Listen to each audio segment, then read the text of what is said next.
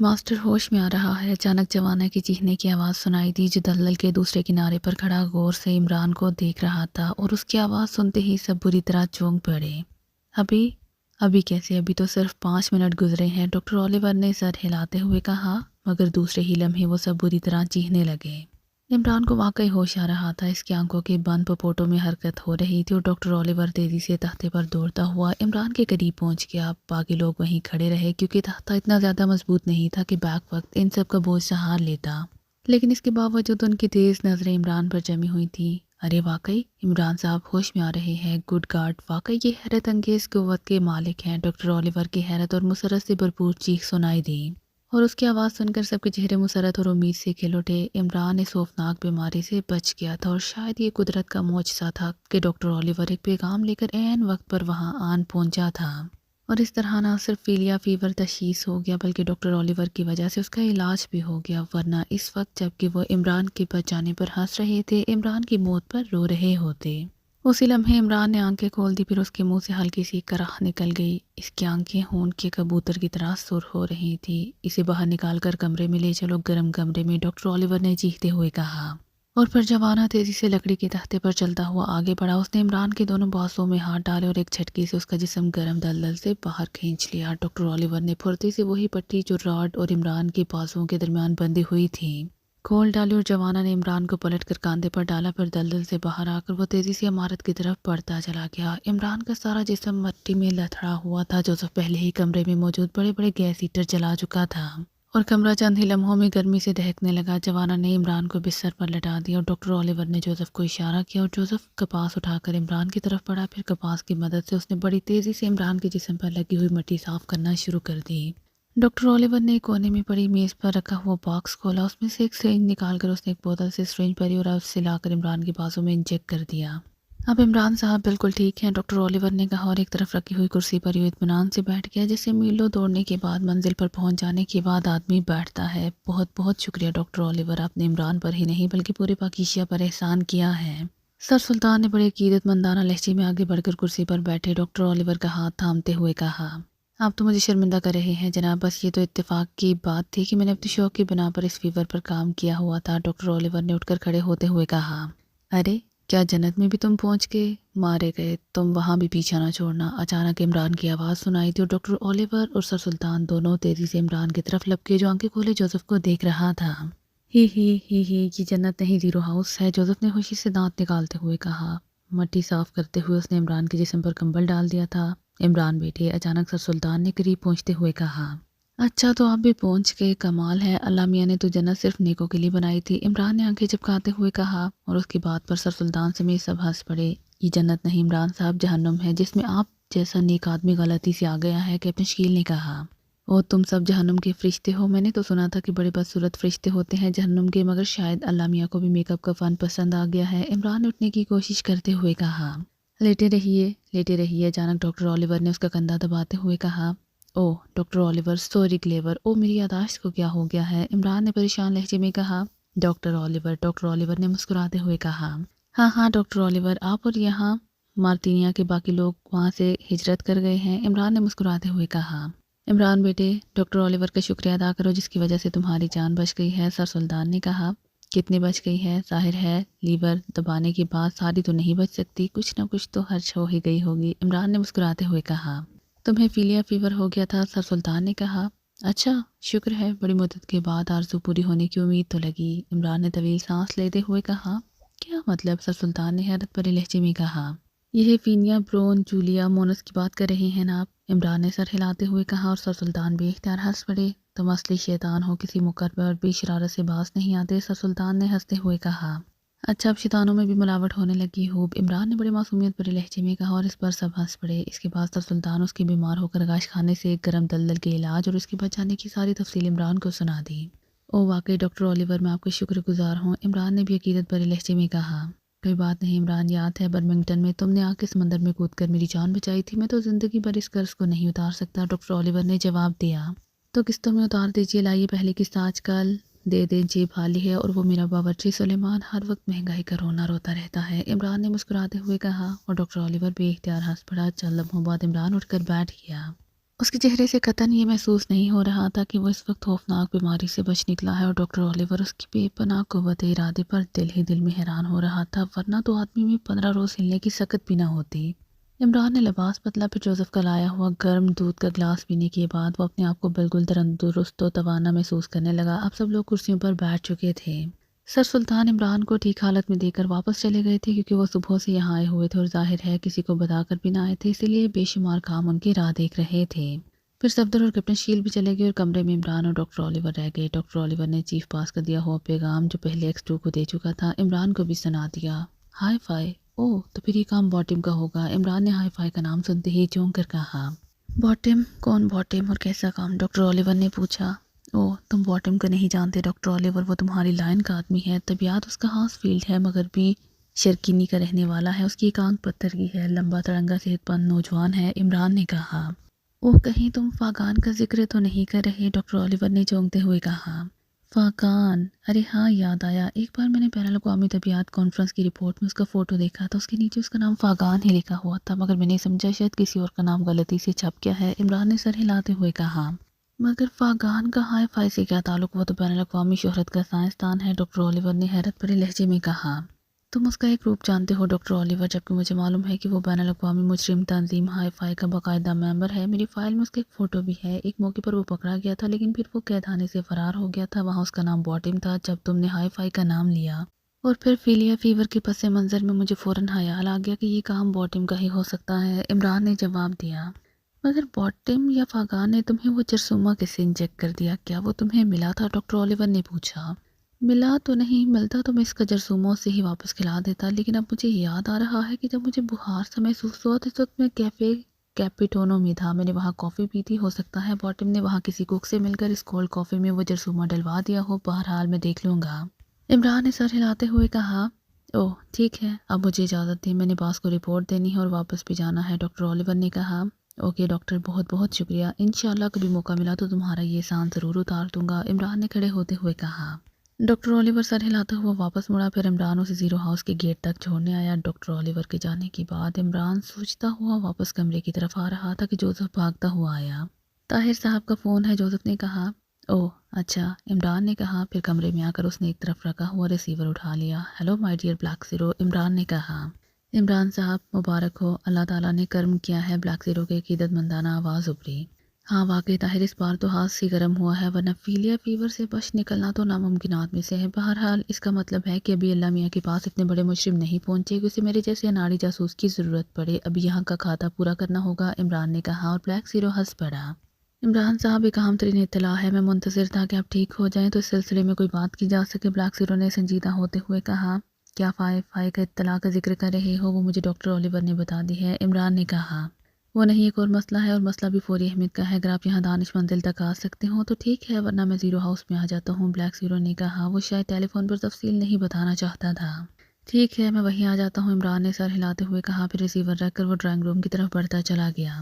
بڑے سے کمرے میں 4 افراد ایک بڑی میز کے گرد بیٹھے کونے میں بنے ہوئے دروازے کی طرف دیکھ رہے تھے، یوں لگتا تھا جیسے وہ کسی کے منتظر ہوں۔ چاروں طرف چہروں اور چمکدار آنکھوں والے غیر ملکی تھے، چہروں پر موجود زخموں کے نشانات سے ہی یہی ظاہر ہوتا تھا کہ ان کی ساری زندگی مجرمانہ سرگرمیوں میں گزری ہے۔ میز کی ایک سائڈ پر پڑی ہوئی کرسی حالی تھی، اسی لمحے دروازہ کھلا اور ایک لمبا تڑنگا دھیر عمر آدمی اندر داخل ہوا، اس کا چہرہ کرختگی اور درشتگی کا شاہکار لگتا تھا۔ اس کے اندر آتے ہی چاروں غیر ملکی سنبھل کر بیٹھ گئے، ان کے چہروں پر خوف کا تاثر ابھر آیا تھا۔ آنے والا حالی کرسی پر بیٹھ گیا، اس کے ہاتھ میں ایک لفافہ تھا، اس نے لفافے میں سے چند کاغذات نکالے، پھر انہیں میز پر پھیلا دیا۔ ہمیں مطلوبہ معلومات تفصیل سے مل چکی ہیں، اب ہم آسانی سے اس مشن کو سر انجام دے سکتے ہیں، آنے والے نے ان چاروں کی طرف دیکھتے ہوئے کہا۔ باس، اتنے اہم معلومات اتنی جلدی کیسے حاصل ہو گئیں؟ ایک غیر ملکی نے آنے والے کی طرف دیکھتے ہوئے کہا۔ ہاں ہم تمہارا خدشہ درست ہے، اس قدر اہم معلومات واقعی اتنی جلدی حاصل نہیں ہو سکتی، لیکن ایک پسماندہ اور غریب ملک ہے، یہاں کے لوگ تھوڑے پیسوں میں اپنا ملک تک بیچ دینے پر تیار ہو جاتے ہیں۔ بہرحال میں نے یہاں کی ایک پارٹی جس کا سربراہ ٹونی بال ہے کے ذمہ معلومات کا حصول لگا دیا تھا، چنانچہ 10 لاکھ روپے کے بدلے ہم نے یہ انتہائی قیمتی معلومات حاصل کرنے میں کامیاب ہو گئے، باس نے جواب دیا۔ باس، یہاں کی سیکرٹ سروس اور انٹیلیجنس کے بارے میں کوئی معلومات؟ کیونکہ صاحب مشن میں یہی 2 پارٹیاں ہی آ سکتی ہیں، ایک اور نے سوال کرتے ہوئے کہا۔ تم نے اچھا سوال کیا ہے شہری، میں نے آج کی میٹنگ اسی لیے بلوائی ہے تاکہ یہاں کام کرنے سے پہلے یہاں کی سیکرٹ سروس کے بارے میں تفصیلی بحث کر لیں۔ یہاں کی سیکرٹ سروس دنیا کی سب سے خطرناک سیکرٹ سروس شمار کی جاتی ہے، اس سیکرٹ سروس کا سربراہ ایکس 2 ہے۔ جس کے متعلق کوئی نہیں جانتا کہ وہ کون ہے۔ البتہ یہاں کے ایک شخص کے بارے میں کہا جاتا ہے کہ وہ سیکرٹ سروس کے لیے کام کرتا ہے، وہ دنیا کا سب سے خطرناک آدمی شمار کیا جاتا ہے۔ اس کا نام علی عمران ہے، وہ ایک باورچی کے ساتھ یہاں ایک فلیٹ میں رہتا ہے۔ بظاہر ایک احمق سا نوجوان دکھائی دیتا ہے، لیکن در حقیقت وہ انتہائی ذہین اور خطرناک آدمی ہے۔ بڑی بڑی مجرم تنظیمیں اس کے ہاتھوں فنا ہو چکی ہیں اور اس کے قتل کے لیے بڑے بڑے مجرموں نے کوششیں کی، لیکن ایک بھی کامیاب نہ ہو سکا اور سب کے ہاتھوں موت کے گھاٹ اتر گئے۔ بہرحال اس کے متعلق یہ تاثر بین الاقوامی طور پر موجود ہے کہ وہ ناقابل شکست ہے۔ چنانچہ اس تاثر کے تحت میں نے باٹم کو اس کے قتل کے مشن پر لگا دیا۔ باٹم کے متعلق آپ اچھی طرح جانتے ہیں کہ اس کا طریقہ قتل کیا ہے، چنانچہ اس کی رپورٹ مجھے مل چکی ہے۔ اس نے ابتدائی جنگلوں کا ایک جرثومہ اس علی عمران کے جسم میں پہنچا دیا اور علی عمران دنیا کی سب سے خوفناک بخار فیلیا فیور کا شکار ہو گیا اور اس کے بعد مر گیا۔ چنانچہ اس طرح ہم نے یہ عظیم کامیابی بھی حاصل کر لی۔ اب رہ گئی سیکرٹ سروس، تو اس سلسلے میں ہمیں اتنی زیادہ فکر نہیں، کیونکہ مقامی سیکرٹ سروس کے پاس اتنے وسائل نہیں کہ وہ ہائی فائی کا مقابلہ کر سکے۔ باس نے جواب دیتے ہوئے کہا، آپ نے ہاں باٹم کو تکلیف دی، ایک آدمی کا قتل اتنی اہمیت نہیں رکھتا، آپ مجھے حکم کرتے میں کسی بھی وقت ایک چٹانگ سیسا اس کے جسم میں منتقل کر دیتا۔ آخری کرسی پر بیٹھے ایک غیر ملکی نے برا سا منہ بناتے ہوئے کہا، جو ہو گیا سو ہو گیا، اب ہم نے آگے کی بات سوچنی ہے۔ MHV کی فائل اور اس خلائی ریسرچ سینٹر کی مکمل تباہی ہمارا مشن ہے۔ ان کاغذات میں خلائی سینٹر کا محل وقوع، اس کا اندرونی نقشہ، اس کے تمام حفاظتی اقدامات تفصیل سے دیے گئے ہیں۔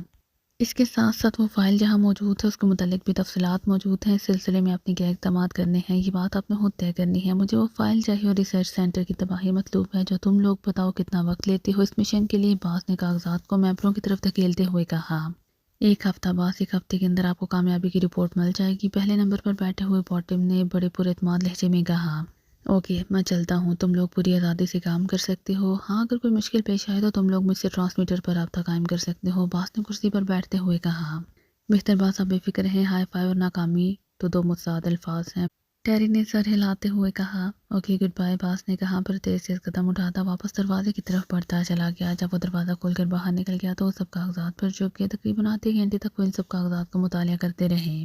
پھر کو باہم نے کاغذات سمیٹے اور باقی تینوں سے مخاطب ہو کر کہنے لگا، سنو دوستو، حالات واقعی ٹائٹ ہیں۔ اس ریسرچ سینٹر میں داخلہ تقریباً ناممکن بنا دیا گیا ہے اور ظاہر ہے جب تک ہم مطلوبہ فائل حاصل نہ کر لیں اس ریسرچ سینٹر کو تباہ بھی نہیں کر سکتے۔ چنانچہ میرا خیال ہے پہلے ہمیں اس لیبارٹری کے کسی اہم شخص کو اغوا کر کے اس کے میک اپ میں اندر پہنچنا ہوگا تاکہ ہم فائل حاصل کر سکیں۔ کوباہم نے کہا، تمہاری بات بالکل درست ہے کوباہم، میرا خیال ہے اس کے لیے ہمیں یہ طریقہ اختیار کرنا چاہیے کہ ہم سائنسدانوں کے روپ میں اندر داخل ہوں، پھر وہاں سے نہ حروف حاصل کریں بلکہ وہاں ریسرچ سینٹر کی تباہی کے لیے ڈائنامائٹ بھی فٹ کر دیں۔ ٹیری نے جواب دیا، لیکن مسئلہ تو اندر داخل ہونے کا ہے۔ تیسرے نے کہا، اس سلسلے میں میرا خیال ہے کہ سینٹر کی نگرانی کریں، وہاں رہنے والوں کے لیے ضروریات زندگی کی چیز میں کسی ٹرک میں لے جائی جاتی ہوں گی، ہم اس ٹرک کے ذریعے اندر داخل ہو کر کسی نہ کسی کا میک اپ کر سکتے ہیں۔ چوتھے نے، جس کا نام اینتھونی تھا، جواب دیتے ہوئے کہا، اوہ ویری گڈ، یہ طریقہ بے حد کامیاب رہے گا۔ کوباہم نے مسرت بھرے لہجے میں کہا، اوکے پھر اب یہی رہا اینتھونی، تم نے یہ کام کرنا ہے جبکہ ٹیری اپنے آدمی سمیت بیرونی نگرانی کرے گا۔ ولسن، تم نے اس ریسرچ سینٹر کی تباہی کے لیے مناسب آلات جو اینتھونی طلب کرے مہیا کرنے ہیں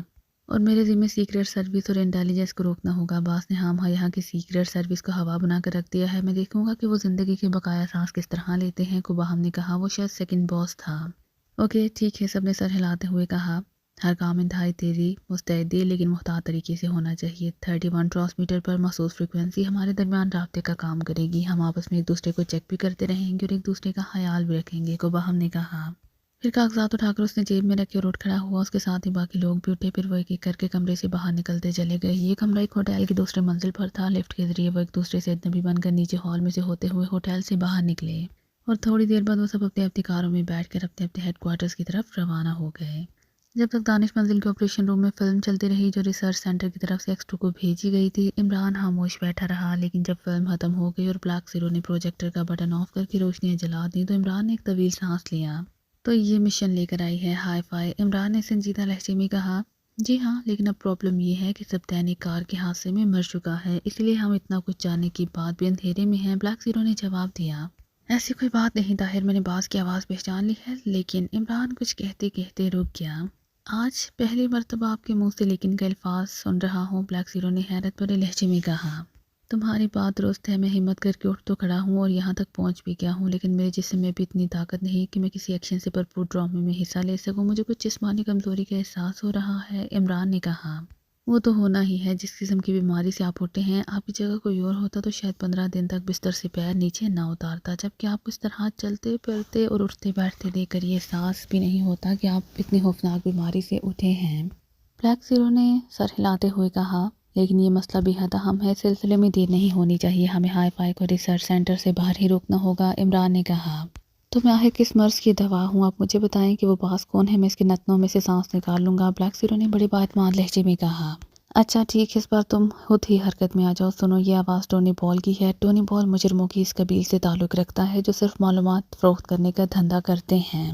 بظاہر اہم ترین اور شریفانہ عہدوں پر کام کرتے ہیں، مگر ان کا کام دھندا دراصل مجرموں کو معلومات فراہم کرنا ہوتا ہے۔ عمران نے تفصیل بتاتے ہوئے کہا، ٹونی بال، میں تو اس نام کے کسی مجرم سے واقف نہیں ہوں، حالانکہ میری کوشش اکثر یہی رہتی ہے کہ زیر زمین افراد کے متعلق پوری طرح باخبر ہوں۔ بلیک زیرو نے حیرت بھرے لہجے میں کہا، یہ اس ٹائپ کا مجرم نہیں ہے جس ٹائپ کا تم سمجھ رہے ہو۔ میں بھی کیس کے سلسلے میں اتفاقاً اسے ٹکرا گیا تھا، لیکن اس کیس میں یہ ملوث نہیں تھا، اس لیے میں نے اسے چھیڑا نہیں تھا۔ بہرحال یہ کمرشل ٹریڈ سینٹر کی دوسری منزل پر واقع ایک غیر ملکی فرم ڈان ٹریڈرز کا مینیجنگ ڈائریکٹر ہے۔ ڈان ٹریڈرز بظاہر گرم مسالے کا کاروبار کرتی ہے، مگر ٹونی بال کا دھندا اعلیٰ طبقوں میں شامل رہ کر معلومات حاصل کرنا اور پھر انہیں مجرم تنظیموں کو فروخت کرنا ہے۔ تم ایسا کرو کہ اس ٹونی بال سے صرف اتنا پتہ کرو کہ اس نے یہ معلومات ہائی فائی کو کہاں پہنچائیں۔ اس کلو کے ذریعے ہم ہائی فائی کا پتہ معلوم کر سکتے ہیں۔ عمران نے کہا، ٹھیک ہے، میں بھی اس مشن پر نکل جاتا ہوں۔ بلیک زیرو نے کہا، دوسری بات یہ کہ سیکرٹ سروس کے ممبروں کو الرٹ کر دو اور انہیں ریسرچ سینٹر کی خفیہ نگرانی پر لگا دو۔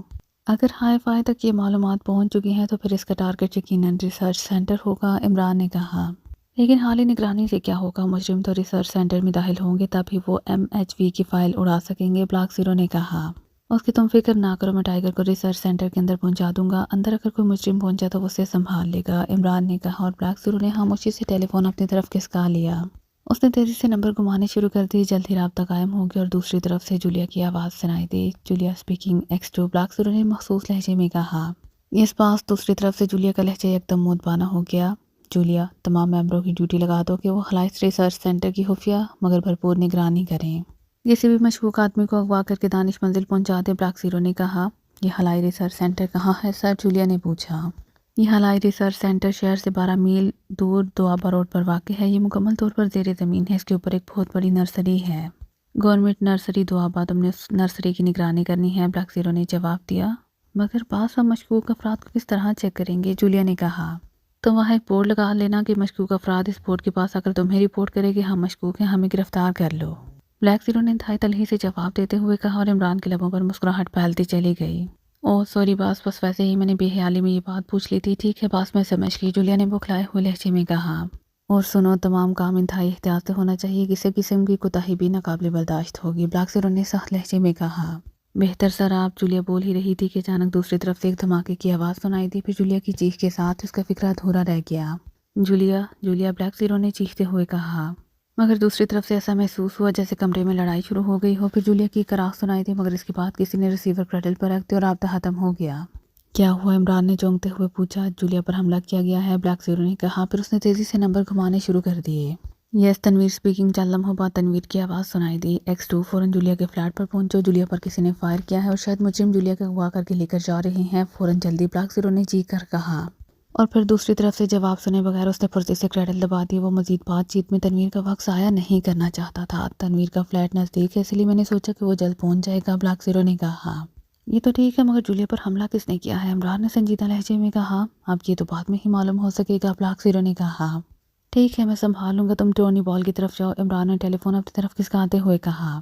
اور بلیک زیرو سر ہلاتا ہوا کرسی سے اٹھا اور ڈریسنگ روم کی طرف بڑھتا چلا گیا۔ جولیا کے فلیٹ کے سامنے سیاہ رنگ کی ایک لمبی سی کار آ کر رکی، پھر کار کے دروازے کھول کر دو لمبے تڑنگے افراد باہر نکل آئے۔ وہ دونوں ہی مقامی تھے، لیکن ان کے چہروں سے حماست جھلکتی نظر آ رہی تھی۔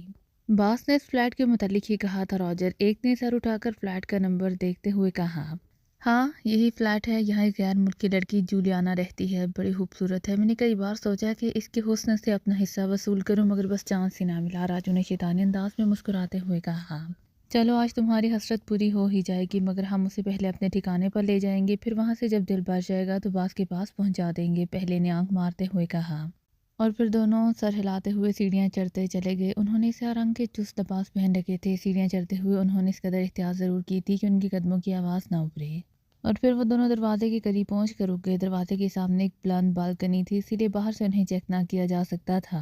خیال رکھنا مارٹن، ہاتھ سے خطرناک لڑکی ہے، میں نے ایک ہوٹل میں اسے لڑتے ہوئے دیکھا تھا، راجو نے دوسرے کے کان میں سرگوشی کرتے ہوئے کہا، اور دوسرے نے سر ہلاتے ہوئے جیب میں ہاتھ ڈالا اور ریوالور نکال لیا۔ اس کے بعد دونوں نے دروازے کو دھکیلا تو دروازہ کھلتا چلا گیا۔ سامنے ایک کمرہ تھا جو ڈرائنگ روم کے انداز میں سجا ہوا تھا، لیکن کمرہ خالی تھا۔ دوسرے کمرے سے کسی لڑکے کی مدھم سی آواز سنائی دے رہی تھی، وہ شاید کسی مرد سے باتیں کر رہی تھی۔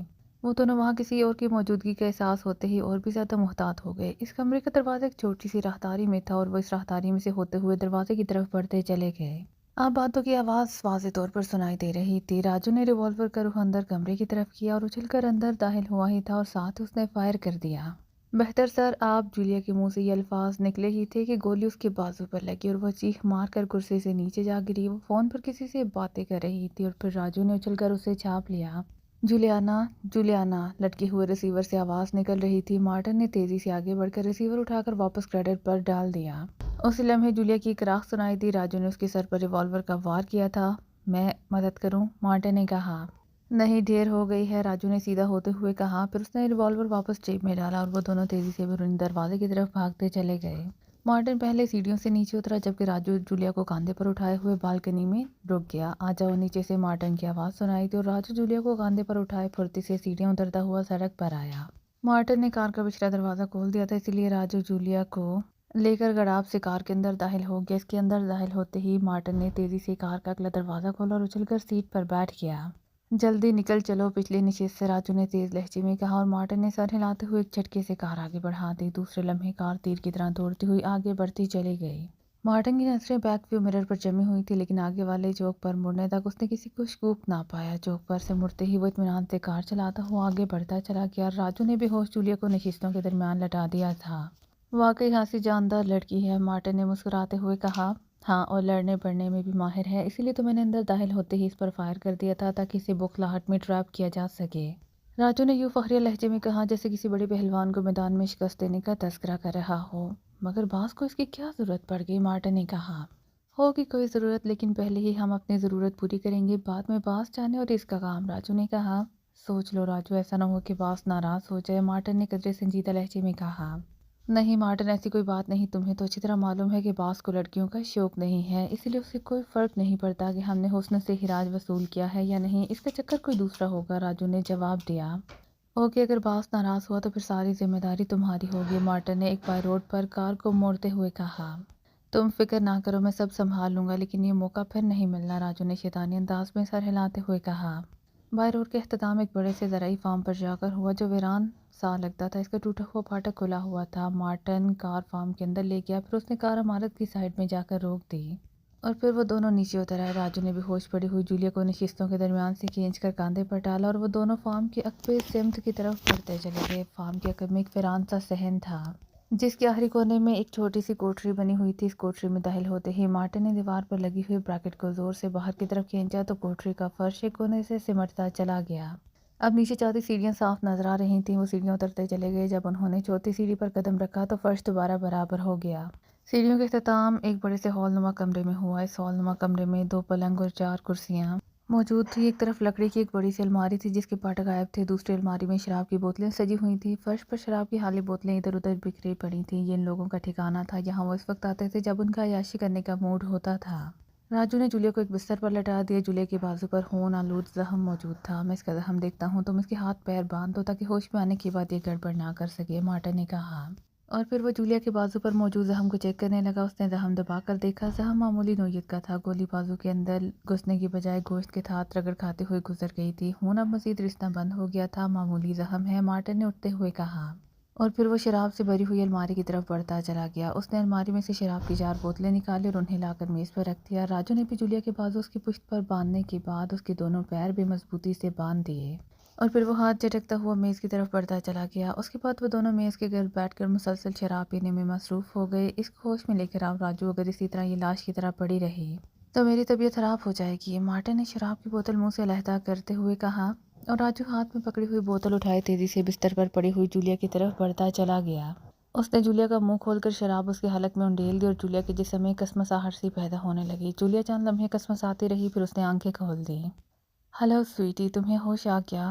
دیکھو ہم جیسے کڑیل جوان تمہارے ہوش میں آنے کے کتنی دیر سے منتظر تھے، مارٹن نے دانت نکالتے ہوئے کہا۔ اور اسی لمحے جولیا نے اٹھنے کی کوشش کی، لیکن ہاتھ اور پیر بندھے ہونے کی وجہ سے وہ اٹھ کر نہ بیٹھ سکی۔ کون ہو تم؟ جولیا نے اپنے آپ کو سنبھالتے ہوئے پوچھا۔ تمہارے عاشق ہیں سویٹی، دیکھو اگر تم تعاون کرو گی تو ہم تمہیں کوئی سزا نہیں دیں گے، ورنہ تم ہمیں جانتی نہیں ہو، ہم نوجوان عورت کی بحیر گیری کے ماہر ہیں، راجو نے شراب کا بڑا سا گھونٹ لیتے ہوئے کہا۔ بحیر گیری یہ کیا ہوتا ہے؟ جولیا نے حیرت بھرے لہجے میں پوچھا۔ یہ ایک فن ہوتا ہے سویٹی، ہم خنجر کی مدد سے عورت کے جسم پر نقش و نگار بناتے ہیں، مارٹن نے ہنستے ہوئے کہا۔ اس کی آنکھوں سے شیطانی چمک رہی تھی۔ شٹ اپ، تم لوگوں نے اپنی موت کو آواز دی ہے، جولیا نے ہنسے اصیلے لہجے میں کہا۔ اوہو، واقعی حوصلے والی لڑکی ہے، ہاں تو راجو پہلا نمبر کس کا ہوگا؟ مارٹن نے راجو کی طرف دیکھتے ہوئے کہا، جو جولیا کی طرف دیکھتے ہوئے بار بار ہونٹوں پر زبان پھیر رہا تھا۔ نمبر؟ ظاہر ہے پہلا نمبر تو میرا ہی ہوگا، راجو نے چونکتے ہوئے کہا۔ یہ کوئی ضروری تو نہیں راجو، مارٹن نے سخت لہجے میں جواب دیتے ہوئے کہا۔ نہیں مارٹن، اس لڑکی سے عشق کرنے کی تجویز تو میری تھی، تم تو اسے سیدھا باس کے پاس لے جانے کی سوچ رہے تھے، راجو نے کرخت لہجے میں جواب دیتے ہوئے کہا۔ سنو، ہمیں آپس میں لڑنے کی ضرورت نہیں ہے، ایک لڑکی کے لیے دوستوں کے درمیان لڑائی اچھی نہیں ہوتی، ایسا کرتے ہیں ٹاس کر لیتے ہیں، جو ٹاس جیت جائے گا اس کا پہلا نمبر ہوگا، مارٹن نے مسکراتے ہوئے کہا۔ ٹھیک ہے کر لو ٹاس، راجو نے کہا، پھر اس نے شراب کی بوتل میز پر رکھ کر جیب سے ایک سکہ نکال کر اسے دونوں ہاتھوں میں گھمایا، پھر اسے میز پر ڈال کر اس پر ہاتھ رکھ دیا۔ بولو کنگ یا کراؤن؟ راجو نے پوچھا۔ کنگ، مارٹن نے جواب دیا، راجو نے ہاتھ ہٹا دیا۔ کراؤن آیا ہے، دیکھا میں ٹاس بھی جیت گیا، راجو نے خوشی سے اچھلتے ہوئے کہا۔ ٹھیک ہے راجو، آج تمہاری قسمت زوروں پر ہے، جاؤ مزے کرو، مارٹن نے ڈھیلے لہجے میں کہا اور خود اٹھ کر شراب والی بوتل کی طرف بڑھتا چلا گیا۔ راجو کرسی سے اٹھا اور جولیا کی طرف بڑھنے لگا، اس کے چہرے پر شیطانی مسرت ناچ رہی تھی۔ جولیا ہونٹ بینچوں سے اپنی طرف بڑھتا دیکھ رہی تھی، راجو اس کے قریب پہنچ کر ایک لمحے کے لیے رکا، پھر اس کا ہاتھ جولیا کے گریبان کی طرف بڑھتا چلا گیا۔ مارٹن بھی اب شراب کی بوتل نکال کر مڑ چکا تھا، وہ دلچسپی سے راجو کی حرکات دیکھ رہا تھا۔ ہاں ہاں ہاں، تحفہ ہے تحفہ، خوبصورت تحفہ، راجو نے شیطانی ہنسی ہنستے ہوئے کہا اور بستر پر پڑی بے بس جولیا پر جھکتا چلا گیا۔ ٹونی بال نے بات ختم کر کے ریسیور کڑل پر رکھا ہی تھا کہ ملازم نے کارڈ لا کر اس کے سامنے رکھ دیا۔ صادق صاحب تشریف لائے ہیں، ملنا چاہتے ہیں، ملازم نے مودبانہ لہجے میں کہا۔ تمہیں معلوم ہے کہ میں کوٹھی پر کسی سے نہیں ملتا، اسے ٹال دو، ٹونی بال نے بڑے غصیلے لہجے میں ٹونی بال کو جھاڑتے ہوئے کہا۔ سر وہ کوئی سرکاری افسر ہیں، آپ کارڈ دیکھ لیں، ملازم نے جھجکتے ہوئے کہا۔ اور سرکاری افسر کا سن کر ٹونی بال نے چونک کر کارڈ پر نظر دوڑائی۔ او سینٹرل انٹیلیجنس کے اسسٹنٹ ڈائریکٹر، ٹونی بال نے حیرت بھرے انداز میں کارڈ پر لکھی ہوئی تحریر کو پڑھتے ہوئے کہا۔ اس کے چہرے پر حیرت کے ساتھ ساتھ پریشانی کے آثار بھی ابھر آئے تھے۔ ٹھیک ہے، انہیں ڈرائنگ روم میں بٹھاؤ، میں آ رہا ہوں، ٹونی بال نے کہا۔ جی میں نے بٹھا دیا ہے، ملازم نے جواب دیا۔ اوکے، ٹونی بال نے کہا، پھر کرسی کی پشت پر پڑا ہوا گاؤن اٹھا کر اس نے پہنا اور پھر وہ الماری کی طرف بڑھ گیا۔ اس نے الماری کے خفیہ خانے سے ایک چھوٹا سا پستول نکال کر گاؤن کی اندرونی جیب میں ڈالا اور پھر گاؤن کی ڈوری کستا ہوا ڈرائنگ روم کی طرف بڑھتا چلا گیا۔ اس کی آنکھوں میں الجھن کے تاثرات نمایاں تھے۔ ڈرائنگ روم میں کرسی پر داخل ہوتے ہی اس نے دیکھا کہ صوفے پر ایک باوقار سا آدمی گرم سوٹ پہنے بیٹھا ہے۔ مجھے ٹونی بال کہتے ہیں، ٹونی بال نے اندر داخل ہوتے ہوئے اپنا تعارف کرایا۔ میں طاہر رضا ہوں، اسسٹنٹ ڈائریکٹر سینٹرل انٹیلیجنس۔ صوفے پر بیٹھے ہوئے باوقار سے آدمی نے، جو دراصل بلاک زیرو تھا، اٹھ کر مصافحے کے لیے ہاتھ بڑھاتے ہوئے کہا۔ جی فرمائیے، میں کیا خدمت کر سکتا ہوں؟ مصافحے کے بعد ٹونی بال نے مقابل صوفے پر بیٹھتے ہوئے گمبھیر لہجے میں پوچھا۔ آپ کے خلاف ہمارے پاس ایک انکوائری موجود ہے مسٹر ٹونی بال، بلیک زیرو نے بڑے سخت لہجے میں کہا۔ میرے خلاف انکوائری اور سینٹرل انٹیلیجنس کے پاس یہ کیسے ممکن ہے؟ میں نے تو بین الاقوامی تجارت میں کبھی کوئی بددیانتی نہیں کی، ٹونی بال نے حیرت بھرے لہجے میں کہا۔ مسئلہ تجارت کا نہیں ہے مسٹر ٹونی بال، ہمیں اطلاع ملی ہے کہ آپ کا تعلق بین الاقوامی مجرموں سے ہے، بلیک زیرو نے سنجیدہ لہجے میں کہا۔ اوہ یہ بالکل غلط ہے، آپ بے شک چیک کر لیں، مجھے تو کاروبار سے ہی فرصت نہیں ملتی، مجرموں سے میرا کیا تعلق؟ ٹونی بال نے چونکتے ہوئے کہا۔ مسٹر ٹونی بال، میں انٹیلیجنس کا ایک ذمہ دار افسر ہوں، اسی لیے بغیر تحقیق کے کوئی بات نہیں کرتا۔ آپ نے بھی حال ہی میں بین الاقوامی مجرم تنظیم ہائی فائی کو اہم نوعیت کی اطلاعات فروخت کی ہیں، ہمارے پاس اس کے پورے ثبوت موجود ہیں، بلیک زیرو نے اس کی آنکھوں میں غور سے دیکھتے ہوئے کہا۔ کیا کہہ رہے ہیں؟ یہ غلط ہے، بکواس ہے، میں کسی ہائی فائی کو نہیں جانتا، ٹونی بال نے حیرت سے اچھلتے ہوئے کہا، لیکن اس کے چہرے کا رنگ اڑ گیا تھا۔